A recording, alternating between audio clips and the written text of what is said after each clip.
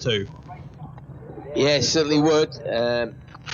He'd be very happy. Well, of course, a lot of people would very much like another a podium.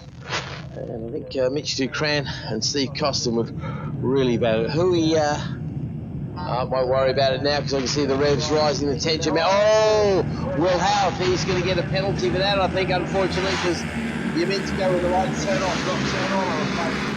Will, and it would have been out of position at the start. That was kind of quite clear, so that's a great shame for Will, who's having a wretched weekend aboard that Mini Twin. It was probably his best starting position as well, and of course it wasn't a great start by him anyway, and he's going to probably get a penalty for that, I imagine. We'll wait and see how it all shuffles out. But yeah, the Ronnie and Bill Harris show once again, the Chipping Norton pairing. Let's see what they can do in this particular race. Can anybody take the fight to them? Steve Costin, James Nage, Will Howarth to be the favourite, but he really is not hooking up well. Right now it's Bill and Ronnie as they go down on brakes. Yeah, Ronnie was looking for an inside, I think, on his younger brother. We'll try and pick them up as they go around Agostina's, and it is Ronnie Harris who takes the lead. Costin running wide, yep. James Nage says, thank you very much, I'll have that third place. But so far this weekend, Will Howarth has had a 7th, a 6th, and a 5th, and at the moment he is in that 5th position on circuit. But we'll wait for TSL and the verdict on that one, because the Harris brothers are trying to break away from James Nage already, Keith. Yeah, and Howarth, of course, is currently 2nd in the championship as well, so those results do not sound like somebody who should be is 2nd in the championship at the moment. The rookies being Rob Bryant ahead of Jack Noble by 37 points, and Brannon Wibley in 3rd, but Connor Wolf having a decent weekend too. He might have overcome Brannon by now, but we'll worry about that when we get around to writing the program. Bill Harris also having a decent weekend. He might have closed down on Will for that 2nd in the championship, actually. What's happening on the track, guys? And so it looks like somebody going slowly down the back straight, unfortunately, and we'll try and pick it up. And oh dear. Who that is? Yep, somebody's started smoking. Well, to be fair, some of these mini twins are old enough to actually be allowed to smoke legally, aren't they? Well, and indeed, vote. Okay. Well,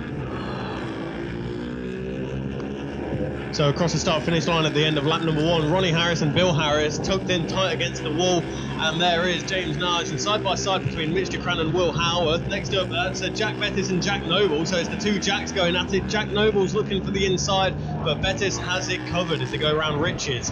But it's Noble 2.1 seconds ahead of Wolf, and then Brannon Wibley less than a second away from number 79 of one of the Wolves. Which one's okay, Steve Costin's the one who's not made it to the line, unfortunately. So Steve Costin's weekend just got very, very bad, unfortunately.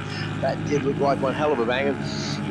Can we genuinely smell it in here as well? Because maybe that's just my imagination, but there was a very smoky detonation there from Steve Costin indeed. So not quite sure what's gone wrong for him, but whatever it is, I don't think it's electrical. Yeah, well, no, it might be. I think maybe the rod's come through the block and taken the coil off the firewall, but wait and see. What are you spotting there, Ian? You can say Bill Harris is back in front of Ronnie Harris.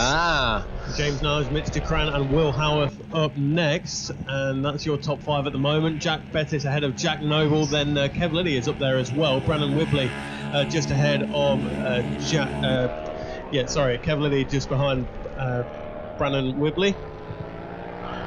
Okay, looks like we lost Lee Healy somewhere around the circuit as well. Maybe he didn't start the race though, but Steve Costin most certainly did. So he unfortunately was a definite detonation. Right, a bit of a change there. I can see, I think Ducran's gone past on Howarth. In fact, Ducran, who's got the fastest first sector time as well, 22.848. So he's actually gone a couple of tenths of a second quicker than even Bill Harris, who is ahead of him. Bill going a couple of tenths quicker than his brother Ronnie. So they're going to be making their way back round this time, and that is Ronnie from Bill. It certainly is. So the man who's taken 2 wins so far this weekend, Ronnie Harris, leads the man who's taken 1 win, that's Bill, as they come onto the centre straight yet again to complete lap number 2 of 7. 5 laps to go now, as James Nage and Mitch Ducran. I think Mitch maybe trying to reel in James Nage here. In fact, he went 0.6 of a second quicker, and the gap is exactly half a second as they go into Riches. Will Howarth, who's had a 7th, a 6th and a 5th so far throughout the course of this weekend, he's there in 5th place ahead of Jack Bettis. There's Jack Noble ahead of Wolf, Kev Liddy ahead of Brannon Wibley now, who's rounding out the overall top 10.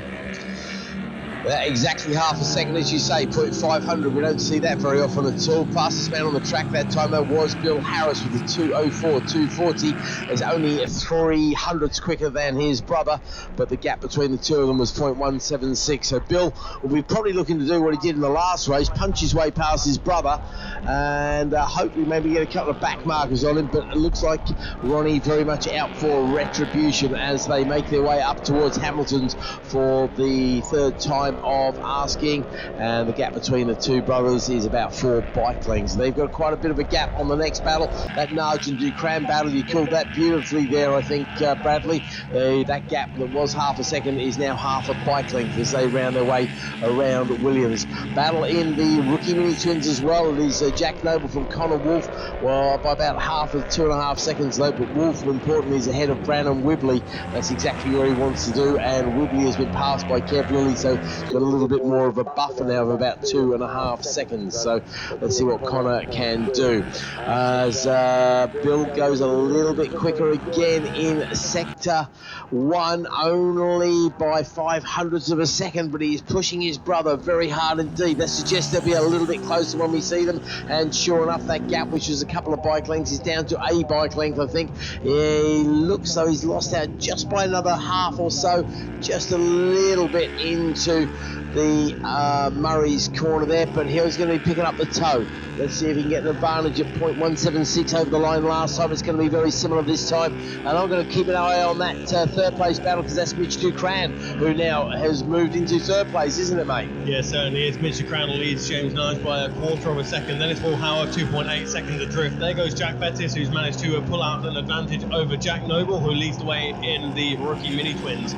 Then the number 79 machine of Connor Wolf up next. He's second of those rookie Minitwins, and Connor's had a good weekend so far. He's had 2 second places and a third, so to go home with 4 medals on the dash would be pretty nice for Connor. Kev Liddy up next in 9th place, and then it is Brandon Wibley, Dan Sales, Priestley, Fernley, Parsons, Logan Parsons in the 2:13s ahead of Merlin Lindsay. So Parsons ahead of Merlin Lindsay. He'll be happy with that. Also happy is going to be Ronnie Harris, but I think he'd be happy with a slightly bigger gap as they make their way to Hamilton's once again. And that, yeah, is still Ronnie just leading again. The gap's only 2 or 3 bike lengths though, and we do know that Bill picks up that bit of a toe. It was the fastest lap last time around though. And that is the fastest lap we've seen of the weekend for the Minitwins, Keith. 2:03.377. Of course it is. I was about to say, no, we're not in the lap record territory. You've got to be in the 2:02s for that, or a 2:05 if you're a rookie, and the Noble's not really close enough for that particular one, but you've got to wonder if there's a faster lap out there.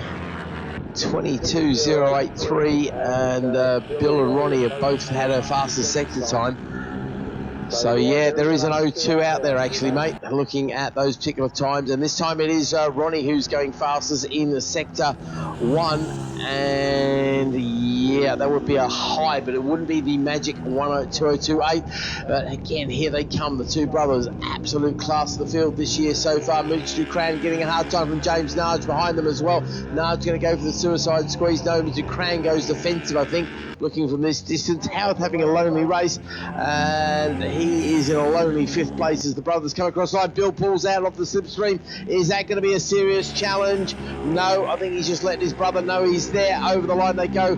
2:02.841. New lap record. New lap record. Sorry, David. Right, it's 2:05.861. Is it there?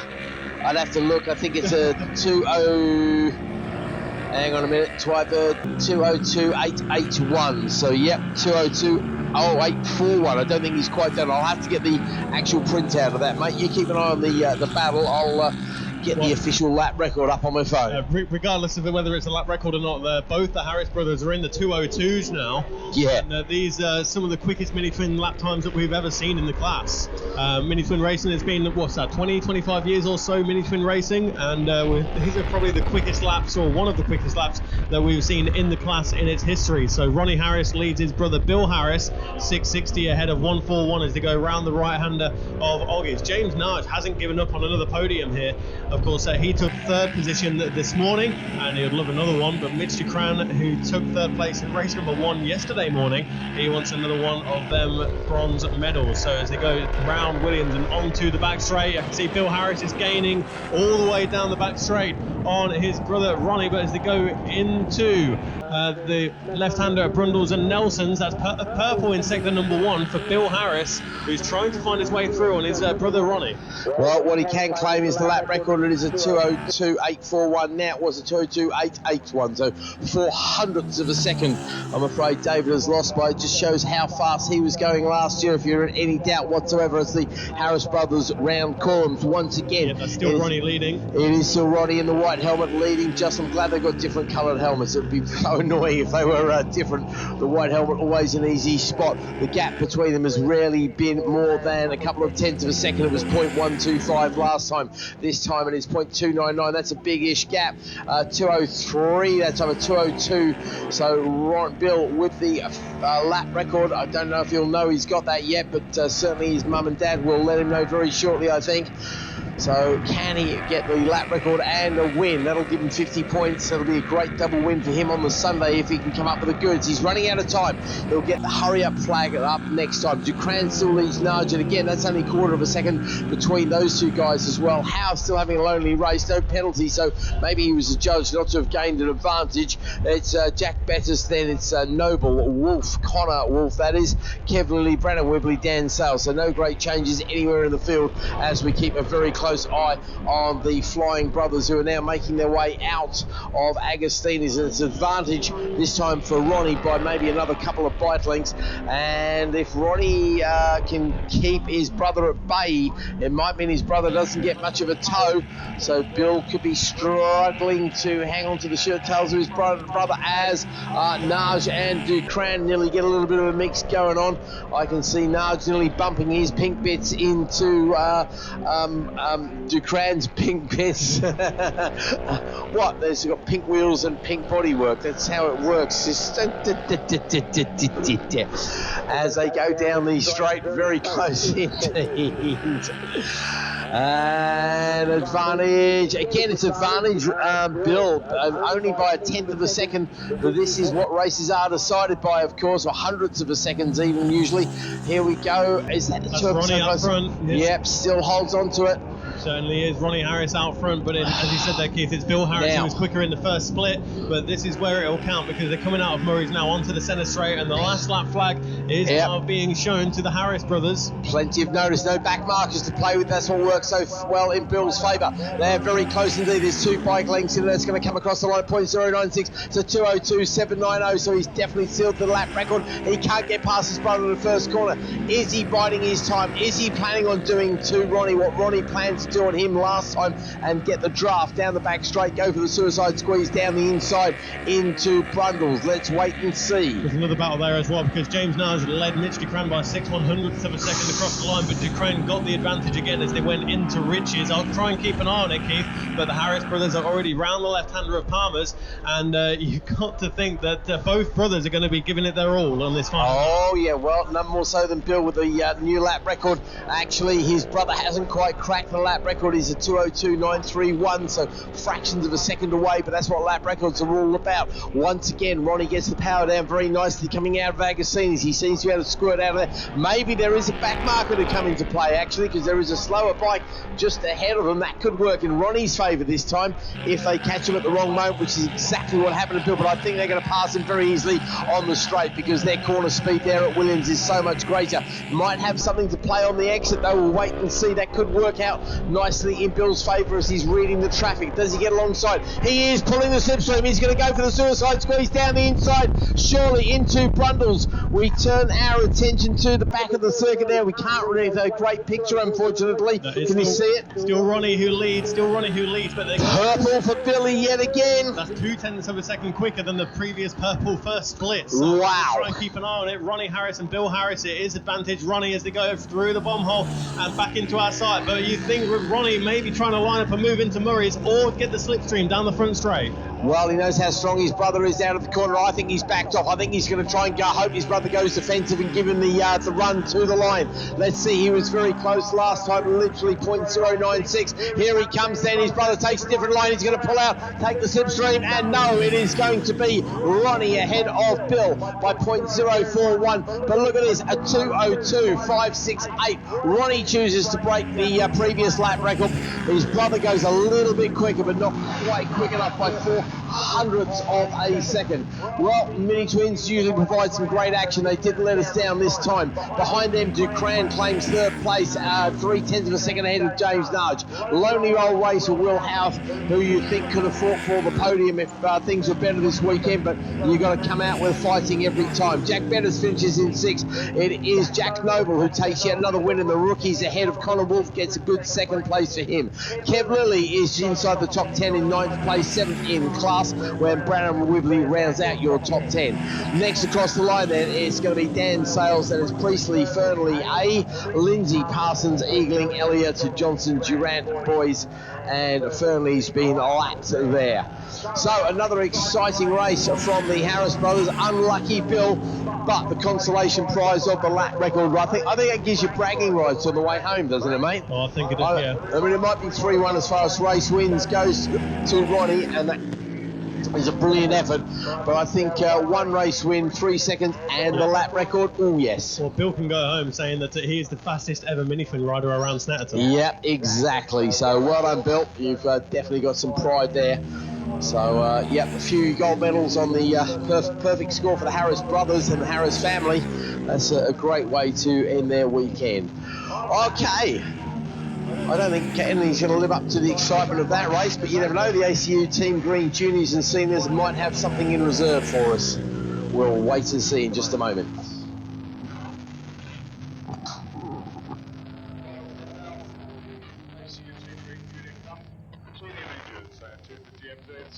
Race 18, your final. Here in our lead,